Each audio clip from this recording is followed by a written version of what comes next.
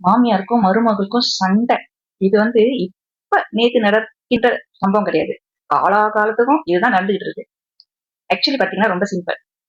கல்யாணம் பண்ணிட்டு வருகின்ற மருமகள் வந்து அந்த மாமியார் வந்து நல்லா பாத்துக்கிட்டாங்கன்னா, அம்மா மாதிரி பாத்துக்கிட்டாங்கன்னா, கணவர் வந்து சந்தோஷப்பட போறாரு.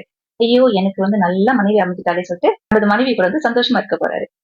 அதே வந்து மாமியார் வந்து மருமகளை நல்லா நடத்துனாங்கன்னா, மருமக சந்தோஷமா இருக்க போறா. மருமக சந்தோஷமா இருக்கிறதுனால மகனும் சந்தோஷமா இருக்க போறாங்க. எட்டி மாமியார் செய்யனால மக வாழ்க்கைய வந்து சந்தோஷமா வாழ போறாரு. இதுதான். இது வந்து அவ்வளவு சிம்பிள். இருந்தாலும் வந்து ஏன் சிம்பிளா இல்ல?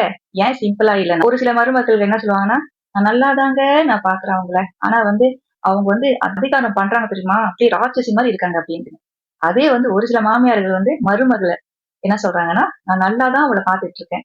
இருந்தாலும் என்கிட்ட ஏன் தான் இப்படி வெறுப்பு கட்டுறா தெரியலன்ட்டு. அதாவது கடவுள் வந்து ஒரு சில வாழ்க்கையில வந்து வேடிக்கையான நிகழ்ச்சி தான் செஞ்சுட்டு இருக்காரு. அதாவது நல்ல மாமியார் இருக்கிற வீட்டுல நல்ல மருமகள் அமைவதில்லை. நல்ல மருமகள் வருகின்ற இடத்துல வந்து மாமியார் சரியா இருக்கிறது இல்ல. இது வந்து என்ன என்னோட தலையெழுத்தா அப்படின்னு கேட்டீங்கன்னா, ஆக்சுவலி பாத்தீங்கன்னா அது நம்மளோட ஆட்டிடியூட் பொறுத்தா இருக்கு. நம்ம எப்படி வந்து அந்த ஒரு உறவை வந்து எப்படி வந்து சந்தோஷமா ஆக்குறது, அதே உறவை வந்து எப்படி வந்து சண்டையா கொண்டு வருதுன்னு அது நம்ம கையில தான் இருக்கு. ஒரு சிலர் சொல்லுவாங்க இந்த பிரச்சனையே வேணாம், பேசாம வந்து கல்யாணம் பண்றாங்களா தனி கொடுத்துன போறதுதான் பெஸ்ட் அப்படின்னு சொல்றாங்க. ஒரு சில சூழ்நிலையில வந்து அதுதான் ஒரு சரியான ஒரு முடிவாக இருக்கலாம்.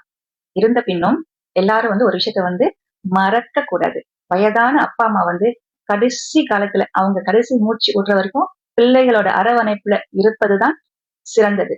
பிள்ளைகளோட அரவணைப்புல இருந்து அவங்க வந்து அந்த கடைசி மூச்சை விடுறதுதான் வந்து ஒரு சிறந்த வழி அனுப்பும் விதம் இல்லைங்களா? அது மட்டும் இல்லாம இப்ப நாங்க தனி கொடுத்துறோம் போறோம், அப்பா அம்மா தனியா தான் பெஸ்ட் அப்படின்னு நினைக்கின்ற பிள்ளைகளுக்கு ஒரு விஷயத்த நான் அறிவுறுத்த விரும்புறேன்.